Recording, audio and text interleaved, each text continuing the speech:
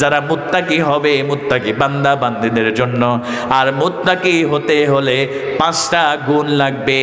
আর এই 5টা গুণ যাদের মধ্যে থাকবে, আমি আল্লাহ তাদেরকে, আমি আল্লাহ ভালোবাসি এবং তাদেরকে জান্নাত দিয়ে ধন্য করে দেব। জোরে বলেন সুবহানাল্লাহ।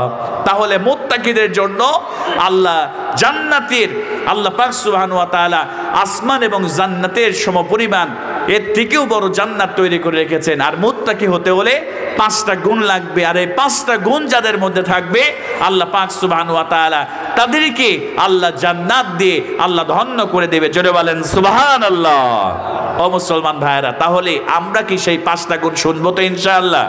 সবাই বলেন না, শুনবো তো ইনশাআল্লাহ? আমার প্রিয় ভাইরা, এবার মনোযোগটা বানায় দেন। আল্লাহ রাব্বুল আলামিন জান্নাতি বান্দা বান্দীদের প্রথম নাম্বার গুণের কথা আল্লাহ পাক রব্বুল আলামিন এবার সুন্দর করে জানাই দিলেন। বান্দারে শুনে নাও, যদি জান্নাতি বান্দা বান্দি হতে চাও, 1 নাম্বার গুণের কথা আল্লাহ রব্বুল আলামিন সুন্দর করে জানাই দিলেন। আল্লাহ পাক রব্বুল আলামিন বলেন, আল্লাযীনা ইউনফিকুনা ফিস সাররাই ওয়াদ-দাররা। জোরে বলেন আল্লাহু আকবার। আল্লাহ রব্বুল আলামিন বললেন, আমার জান্নাতি বান্দা বান্দীদের 1 নাম্বার কোয়ালিটি হলো, 1 নাম্বার গুণাবলী হলো, আল্লাহ পাক রব্বুল আলামিন সুন্দর করে জানাই দিলেন, বান্দারে তোমরা যদি সচ্ছল অবস্থায়, অসচ্ছল অবস্থায়, সুখে দুঃখে যদি আমার রাস্তায় দান করতে পারো, আমি আল্লাহ পাক রব্বুল আলামিন ঘোষণা করলাম, আমি আল্লাহ তোমাদেরকে জান্নাতের মেহমান, আমি আল্লাহ রব্বুল আলামিন বানায় দেব। জোরে বলেন সুবহানাল্লাহ। এজন্য আমার প্রিয় ভাইরা, আমরা সুখে থাকি আর দুঃখে থাকি, আমার টাকা পয়সা কম আছে আর টাকা পয়সা বেশি আছে, আমাদেরকে দান করতে হবে একমাত্র কাকে খুশি করার জন্য? আওয়াজ দিয়ে বলেন প্রিয় ভাইরা, একমাত্র আল্লাহকে খুশি করার জন্য যারা দান করবে, সচ্ছল অবস্থায় অসচ্ছল অবস্থায়, আপনার কম আছে কম দিবেন, বেশি আছে বেশি দিবেন, এমন করে যারা আল্লাহর রাস্তায় দান করবে, আল্লাহ পাক রব্বুল আলামিন তাদেরকে জান্নাত দিয়া আল্লাহ পাক তাদেরকে ধন্য করে দেবে। জোরে বলেন সুবহানাল্লাহ। আল্লাহর নবীজি হযরত বেলাল রাদিয়াল্লাহু তাআলা আনহুকে, যে বেলালের দাম ছিল মাত্র 5 টাকা, বা যে বেলালের দাম ছিল মাত্র 5 দিরহাম, ও মুসলমান ভাইরা, হযরত বেলালের পরনে কোনো জামা ছিল না, বাড়িতে কোনো রাজপ্রাসাদ ছিল না, ভালো করে লক্ষ্য করেন, খেজুর বাগান ছিল না, উটের পাল ছিল না, ব্যবসায় কোনো জাগতিক সম্পদ হযরত বেলালের ছিল না, দাম ছিল মাত্র 5 দিরহাম। আল্লাহর নবীজি বিশ্ব নবী সাল্লাল্লাহু আলাইহি ওয়াসাল্লাম হযরত বেলালকে মাঝে মাঝেই ডাকতেন, বেলাল রে, আনফিক ইয়া বেলাল, ও বেলাল তুমি আল্লাহর রাস্তায় দান করো, আল্লাহ পাক রব্বুল আলামিন তোমারে বাড়ায় দেবে। জোরে বলেন সুবহানাল্লাহ। আমার মুসলমান ভাইয়েরা, এজন্য বেশি বেশি করে যারা দান করে, আল্লাহ পাক রব্বুল আলামিন তাদেরকে জান্নাত দিয়া ধন্য করে দিবে। ও মুসলমান কলিজার টুকরা প্রিয় ভাইয়েরা, সাহাবায়ে কেরাম রাদিয়াল্লাহু তাআলা আনহুরা আল্লাহর রাস্তায় কেমন করে দান করেছে ভালো করে লক্ষ্য করেন। আল্লাহর নবীজি বিশ্ব নবী সাল্লাল্লাহু আলাইহি ওয়াসাল্লাম একদিন তিনি একজন আনসারী সাহাবীর বাড়িতে তিনি বেড়াতে গেলেন। ও আমার কলিজার টুকরা মুসলমান ভাইয়েরা, বিশ্ব নবী যখন সাহাবীর বাড়িতে প্রবেশ করলেন, বাড়িতে প্রবেশ করার পরে আমার নবীজি একটা দৃশ্য দেখার পরে আমার নবীজির চোখের মধ্যে পানি চলে আসলো। আমার নবীজি খেয়াল করলেন, আনসারী গরীব সাহাবী, তার ছোট্ট একটা মাসুম বাচ্চা, 7 থেকে 8 বছর বয়স তার হবে, ছোট্ট মাসুম বাচ্চার হাতের মধ্যে দড়ি বেঁধে আল্লাহ নবী সাহাবী একটা খুঁটির সঙ্গে ওই মাসুম বাচ্চাটারে বেঁধে রেখেছে। জোরে বলেন নাউজুবিল্লাহ।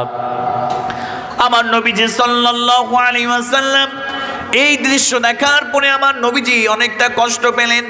এবার সাহাবীকে জিজ্ঞেস করলেন, সাহাবী রে, কেন তুমি তোমার ছোট্ট মাসুম বাচ্চাটারে এমন করে খুঁটির সঙ্গে তুমি দড়ি দিয়ে বেঁধে রেখেছো, আমার একটু বলো। এবার আল্লাহ নবীজি সাহাবী বললেন, ইয়া রাসূলুল্লাহ, ইয়া হাবিবাল্লাহ, আমার বাড়ির পাশেই একটা খেজুর গাছ, এইটা আমার গাছ নয়। আপনি লক্ষ্য করে দেখেন খেজুর গাছের গোড়াটা অন্যের জমির উপরে, আর খেজুর গাছের মাথাটা আমার জমির উপরে চলে এসেছে, উঠানের উপরে। ইয়া রাসূলুল্লাহি, ইয়া হাবিবাল্লাহ, হুজুর গো যখন খেজুরগুলো পেকে যায় টপ টপ করে আমার উঠানের উপরে খেজুরগুলো পড়ে, আর আমার কলিজার টুকরা সন্তান তো বুঝে না, মাসুম বাচ্চা, সে টুকায় টুকায় কুড়ায় কুড়ায় ওই খেজুরগুলো সে খেতে থাকে। জোরে বলেন আল্লাহু আকবার। ইয়া রাসূলুল্লাহ, ইয়া হাবিবাল্লাহ, এমনও সময় গিয়েছে খেজুরটা আমার সন্তান মুখের মধ্যে দিয়েছে, ওই ব্যক্তিটা আমার প্রতিবেশী, মাতার অন্তরে দয়া নাই, তার অন্তরে মায়া নাই। ইয়া রাসূলুল্লাহ, ইয়া হাবিবাল্লাহ, আঙ্গুলটা মুখের মধ্যে দিয়া আমার কলিজার টুকরা সন্তানের মুখ থেকে খেজুরটা কেড়ে বের করে নিয়ে চলে গিয়েছে। জোরে বলেন নাউজুবিল্লাহ। এবার আমার নবীজি সাল্লাল্লাহু আলাইহি ওয়াসাল্লাম এবার ওই ব্যক্তির কাছে গেলেন, যাওয়ার পরে বললেন, ও ভাই, তুমি আমার কাছে খেজুর গাছটা বিক্রি করে দাও, এর বিনিময়ে আল্লাহ পাক রব্বুল আলামিন তোমাকে জান্নাতের মধ্যে একটা খেজুর গাছের মালিক বানায় দিবে। জোরে বলেন সুবহানাল্লাহ। হাদিসের মধ্যে এসেছে ওই ব্যক্তি হলো মুনাফিক, তার দুনিয়ার প্রতি লোভ বেশি, তিনি বিক্রি করলেন না। এবার আল্লাহর নবীজি মন খারাপ করে তিনি চলে গেলেন।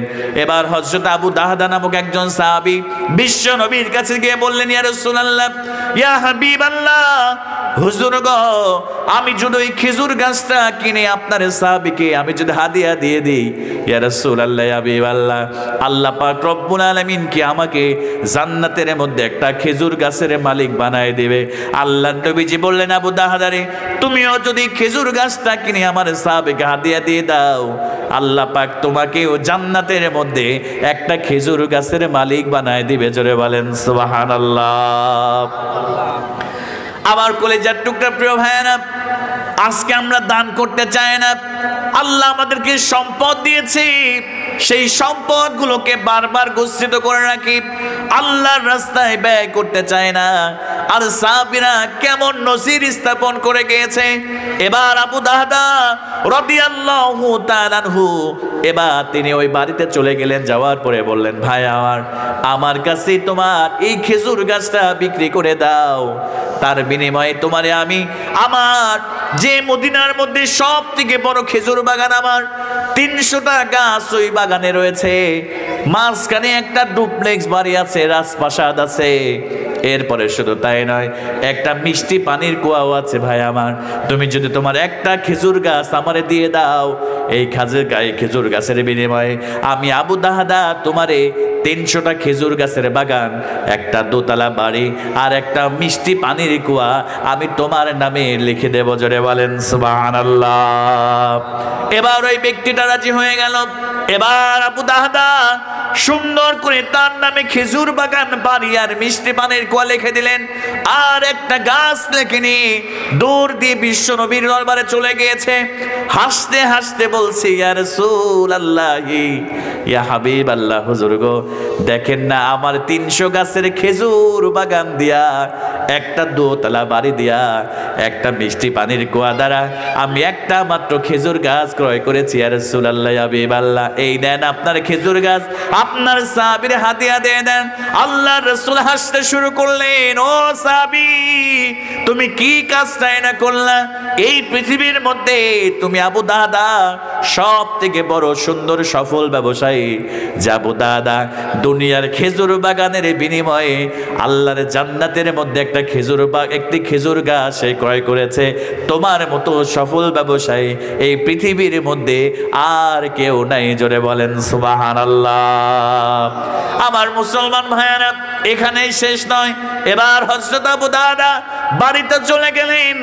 যাওয়ার পরে স্ত্রীকে ডাক দিয়ে বললেন, প্রাণের বিবিনে, তাড়াতাড়ি ঘর থেকে বের হয়ে আসো।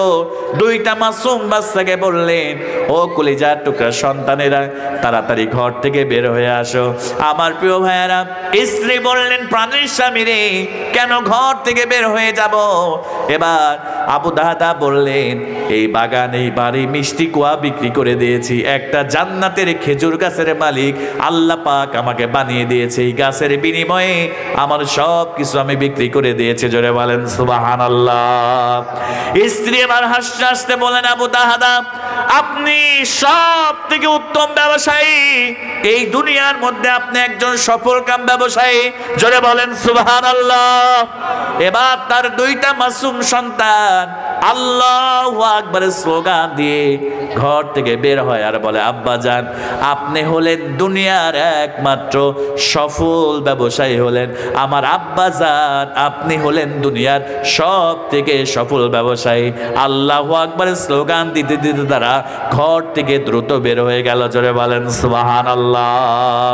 এজন্য আমার প্রিয় ভাইরা, আল্লাহ রাব্বুল আলামিন বললেন, আমার জান্নাতি বান্দা বান্দীদের প্রথম নাম্বার গুণাবলী হলো, আল্লাহ পাক সুবহানাহু ওয়া তাআলা সুন্দর করে জানায় দিলেন, আমার জান্নাতি বান্দা বান্দীদের প্রথম নাম্বার গুণাবলী হলো আল্লাযীনা ইউনফিকুনা ফিস সাররাই ওয়াদ দাররা, তারা সুখে দুঃখে সচ্ছল অসচ্ছল অবস্থায় তারা দান করবে একজনের রাস্তায়। প্রিয় ভাইরা, আওয়াজ দিয়ে বলেন না তিনি কে? মাশাআল্লাহ। তার মানে আমরা যদি জান্নাতে প্রবেশ করতে চাই, ও মায়েরা, ও আমার কলিজার টুকরা ভাইয়েরা, তাহলে এক নম্বর গুণ অর্জন করতে হবে, আমাদের সচ্ছল এবং অসচ্ছল অবস্থায় আল্লাহর রাস্তায় দান করতে হবে। রাজি আছেন তো ইনশাআল্লাহ? কথা বললেন না, রাজি আছেন তো ইনশাআল্লাহ? আমার মুসলমান ভাইয়েরা, এবার আল্লাহ রাব্বুল আলামিন জান্নাতি বান্দা বান্দীদের দুই নম্বর গুণাবলীর কথা আল্লাহ পাক সুবহানাহু ওয়া তাআলা বলতেছেন।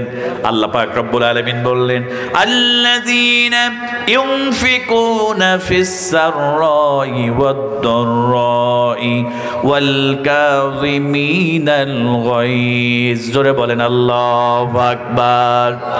আল্লাহ রাব্বুল আলামিন বললেন, আমার জান্নাতি বান্দা বান্দীরা শুধু দান করবে না, দুই নম্বর কোয়ালিটি হলো, আমার জান্নাতি বান্দা বান্দি যারা হবে, আমার মুসলমান ভাইরা, আল্লাহ পাক বললেন, তারা দুই নম্বরে যে গুণ অর্জন করবে, তারা তাদের রাগকে নিয়ন্ত্রণ করবে, তারা তাদের রাগকে সংবরণ করবে।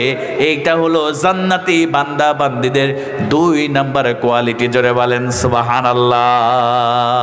তাহলে জান্নাতি বান্দা বান্দীদের দুই নম্বর কোয়ালিটি হচ্ছে, তারা তাদের রাগকে সংবরণ করবেন। এই পৃথিবীতে আল্লাহ পাক সুবহানাহু ওয়া তাআলা প্রত্যেকটা মানুষকে আল্লাহ পাক রব্বুল ইজ্জাত ওয়াল জালাল রাগ দিয়েছেন। রাগ হওয়াটা স্বাভাবিক, এটা একটা ন্যাচারাল বিষয়, কিন্তু এই রাগকে কন্ট্রোল করা হচ্ছে জান্নাতি বান্দা বান্দীদের লক্ষণ। সুবহানাল্লাহ বলবেন না? অনেকেই আছে রাগের মাথায় স্ত্রীকে তালাক দিয়ে দেয়, এরকম পুরুষ আছে না নাই? কথা বলেন, আছে না নাই? রাগ হচ্ছে টর্নেডোর মতো, সাইক্লোনের মতো, ঘূর্ণিঝড়ের মতো আসবে, আপনার সাজানো গোছানো সংসারটারে ভেঙে চুরে আবার তাৎক্ষণিক বিদায় নেবে। কথা বলেন ঠিক কিনা? স্ত্রীকে রাগের মাথায় তালাক দিয়ে এবার আসে, হুজুর বিপদে পড়ছি, আমার স্ত্রীকে তো রাগের মাথায় 3 তালাক দিয়ে ফেলছি। কয় তালাক দিয়ে ফেলছি? 3 তালাক দিয়ে ফেলছি। হুজুর এখন কি কোনো উপায় আছে?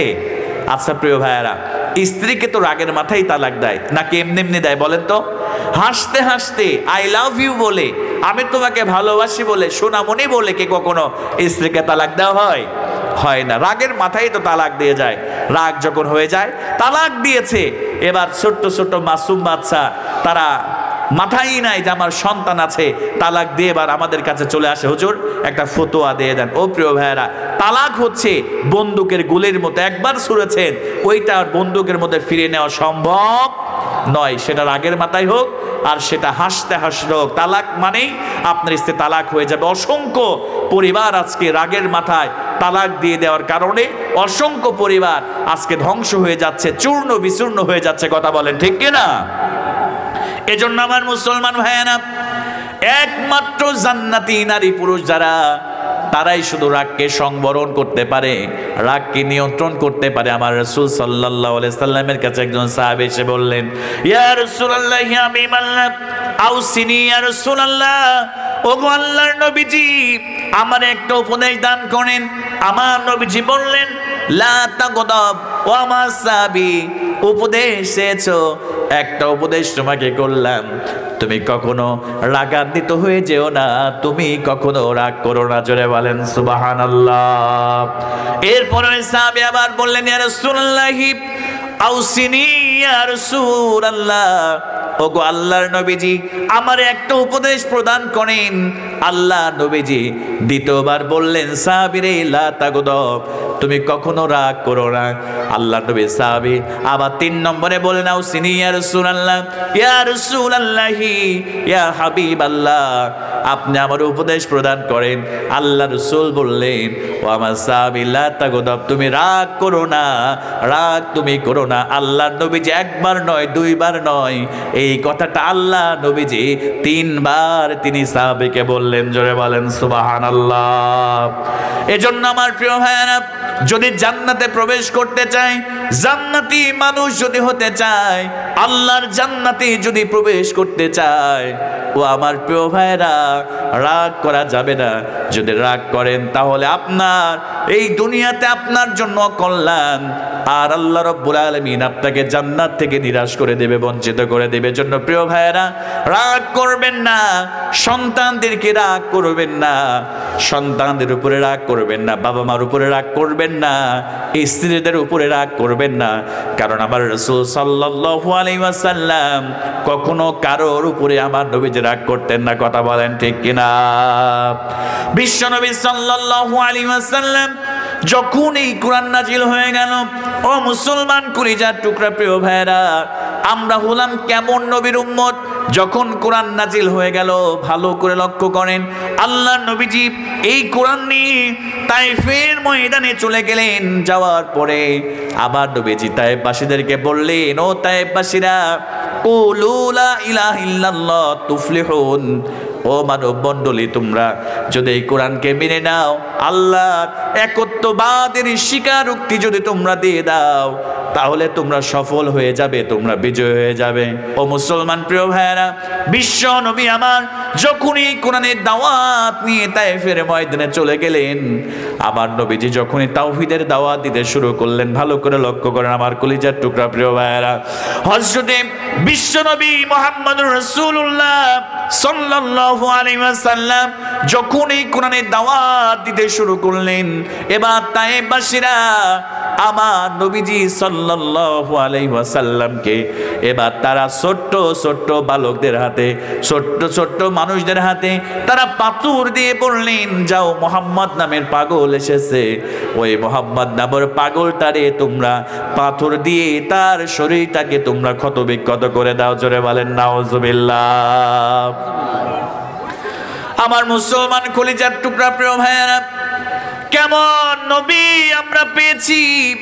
এবার ওই বাচ্চাগুলো আমার নবীজি সাল্লাল্লাহু আলাইহি ওয়াসাল্লামকে এবার পাথর মারতে শুরু করলেন। প্রিয় ভাইয়েরা, ও নবীর উম্মতেরা, ও নবী প্রেমিক আমার প্রিয় ভাইয়েরা, বিশ্ব নবীকে যখন একটা করে পাথর মারা হয়, আমার নবীজির শরীরে কখনো মশা বসে নাই, আমার নবীজির শরীরে কখনো ঘা পচরা হয় নাই। একটা করে যখন পাথর বিশ্ব নবীর গায়ের মধ্যে পড়ে, আমার নবীজির চামড়াটা ফেটে রক্তগুলো ফিনকি দিয়ে পাহাড়ের পাদদেশে পড়তে শুরু করে দিল। জোরে বলেন নাউজুবিল্লাহ। আমার নবীজি ডাক দিয়ে বলে, তায়েফবাসীরা, আমি তো তোমাদের কাছে টাকা চাইতে আসি নাই, আমি তো তোমাদের কাছে অর্থ চাই না, আমি তো তোমাদের কাছে উট চাই না, আমি তো তোমাদের কাছে খেজুর বাগান চাই না, আমি তো তোমাদের কাছে এসেছি জাহান্নামের আগুন থেকে জান্নাতের পথ দেখানোর জন্য। ও তায়েফবাসীরা, কেন আমারে মারো? আমি তো এতিম নবী, জন্মের আগেই আমার বাবা মারা গিয়েছে, জন্মের পরে আমার মায়ের আদর বেশি দিন পাই নাই, আমি এতিম নবী, আর তোমরা আমারে মেরো না।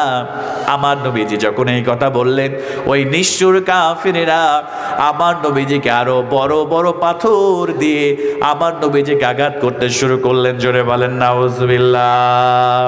ও মুসলমান ভাইয়ারা, যারা উমরাতে গিয়েছেন বা যারা হজে গিয়েছেন, যারা তাইফের ময়দানে গিয়েছেন, আমি যখন উমরাতে গিয়েছিলাম গত 2-3 মাস আগে, যখন আমি তাইফের ময়দানে যখন উঠতেছিলাম, আমার প্রিয় ভাইয়েরা, আমার চোখ দিয়ে দরদর করে পানি পড়তেছিল। কারণ হলো, এখন তো কত সুন্দর রাস্তা করে দেওয়া হয়েছে। এসি গাড়িতে চড়ে যখন উঠতেছিলাম, চিন্তা করলাম 1500 বছর আগে এত রাস্তা ছিল না, কোনো এসি গাড়ি ছিল না, কোনো এসি বাস ছিল না, আমার নবীজি আর এই কোরআনের দাওয়াত নিয়ে আমার নবীজি কেমন করে তাইফের ময়দানে চেয়েছিলেন, আর আমার নবীজিকে এত কষ্ট করে তাইফের ময়দানে যাওয়ার পরে তারা আমার নবীজিকে বুকের সঙ্গে টেনে নেয় নাই, বরং আমার নবীজিকে পাথর মেরে মেরে রক্তাক্ত করে দিয়েছিল। জোরে বলেন নাউজুবিল্লাহ। এখনো তাইফের ময়দানে গাড়ি থেকে নামতে দেয়